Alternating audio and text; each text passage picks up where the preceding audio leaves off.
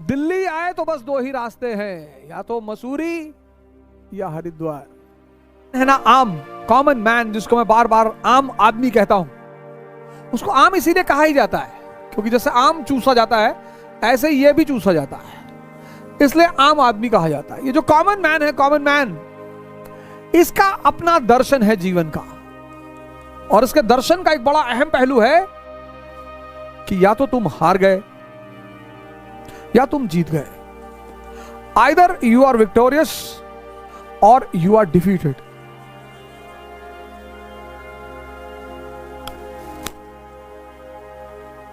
इसलिए तो आम आदमी है। ये कुछ होता ही नहीं, ना विक्ट्री कुछ होती है ना डिफीट कुछ होती है, होती ही नहीं सर। एरिस्टोक्रेसी बस यहीं पे नियम को बदल देती है, कहती है खेल चल रहा है, एवरीथिंग इज अ गेम। और जब एवरीथिंग इज अ गेम तो या तो विक्ट्री होगी या डिफीट होगी। ये जिंदगी को बहुत सीरियस ले लेता, बहुत सीरियस, बहुत, इसीलिए तो उससे बहुत कुछ नहीं मिलता। ये इतना सीरियस ले लेता है जिंदगी को, अरे बाप रे। भैया भैया देखो भैया, देखो भैया बेइज्जती, अब दिल्ली तैयारी करने जा रहा हूं भैया, बेइज्जती ना होने पाए भैया। हिंदुस्तान में कोई बहुत सारे माँ बाप ऐसे हैं जिनके जो अपने बच्चों को, अब लड़का 12th कर लिया, अब उन्हें पता है कि 12th के बाद अगर ये यहां रहा शहर में तो ये बुलेट निकालेगा सुबह 7 बजे, और फिर बुलेट के आगे लिखाएगा महाकाल, और फिर चश्मा उश्मा लगा के, रेबैन और बैन चश्मे लगा के गुड्डू पंडित की तरह शहर में घूमेगा गर्ल्स कॉलेज के टाइम पे, और मार खाएगा और बेइज्जती कराएगा। तो 12th के बाद सारे माँ बाप लड़कों को कह देते इंजीनियरिंग के, तुम जाओ कोटा जाओ, जाओ कोटा जाओ, तैयारी करो इंजीनियरिंग, जाओ डॉक्टर बनो। अब उनको सेल पता ही नहीं क्या है। माइटोसिस मियोसिस तो बहुत दूर की बात है, उनको सेल नहीं पता, कोशिका भेज दिया कोटा में, जाके देखो क्या भीड़ लगी हुई है। तो आप भागे चले आ रहे हो, कहां जा रहे हो? बोले भैया इंजीनियर बनने जा रहे। भेज दिया, वहां 3-4 साल रहे, फिर 3-4 साल बाद प्राइवेट से कहते बीए भी कर ले। पापा कह रहे थे कि प्राइवेट से बीए भी कर लो, मान लो अगर नहीं हुआ तो। पापा को पता है मानना क्या है, पापा को पता है उसमें कुछ मानना वानना नहीं है।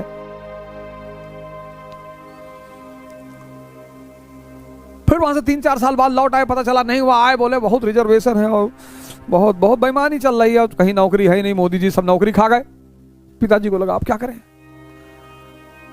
और उसी बीच पता लगा शहर में किसी शर्मा जी के बेटे का सिलेक्शन हो गया आईएएस में, और मीडिया ने एकदम, न्यूज़पेपर ने फ्रंट पेज पे छापा कि फला फला शहर का बढ़ाया गौरव, और टाउन हॉल में बुला के सम्मान समारोह और ये और वो, और जाके खड़े हैं। और पिताजी को लगा कि अब बहुत सही मौका आया है।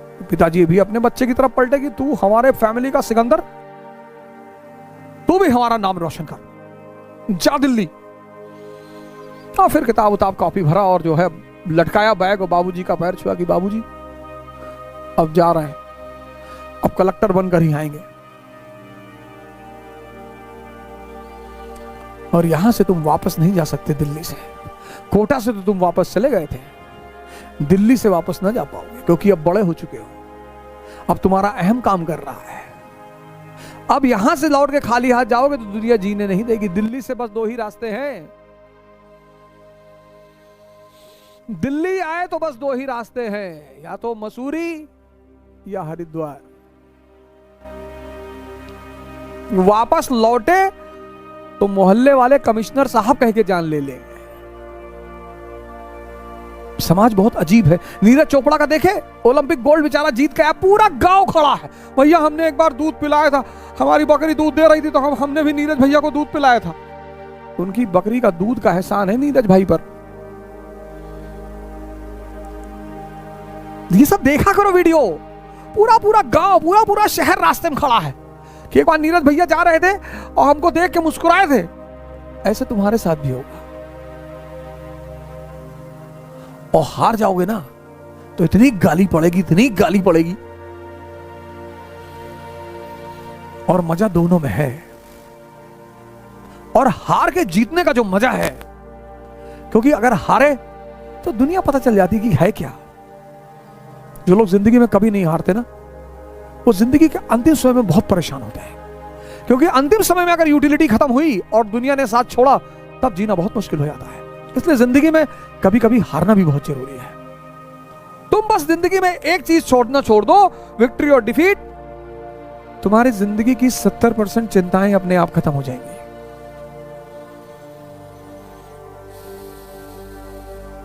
तुम जब रात में सोते हो ना, तो तुम्हारा दिमाग ऐसे चलता है, ऐसे ऐसे।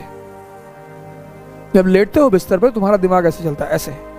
तो पहला फेस ये है कि आईएएस बन गए, मंत्री जी की बेटी शादी हो गई, गांव में सब लोग गए हैं, पैर पे लेट गए हैं, पूरी दुनिया वाह वाह कर रही है, तो तुम बड़ा चौड़े होकर लेटे रहते हो जब ये वाला फेस का सपना चलता है। तो फिर सेकंड फेस का सपना चलता है कि आईएएस नहीं बने, पापा घर से भगा दिए हैं, गर्लफ्रेंड छोड़ के भाग गई है, गुरुद्वारे के सामने बैठ के खाना खा रहे हैं, और तुम फिर सिकुड़े हुए सोते हो। तो मुझे किसी आदमी को सोता हुआ दिखा दो, मैं बता दूंगा कौन से फेस का सपना चल रहा है। और यही इसीलिए तो अरिस्टोक्रेसी उसके नियम है अपने, वो इनके साथ रहती ही नहीं। वो जानती है यार फालतू के सिद्धांत जीवन में। मैं तो शिकार हुआ सर इसका, मैं तो सर इसका शिकार हुआ, तो बच गया। सौभाग्य से अच्छे गुरु मिल गए।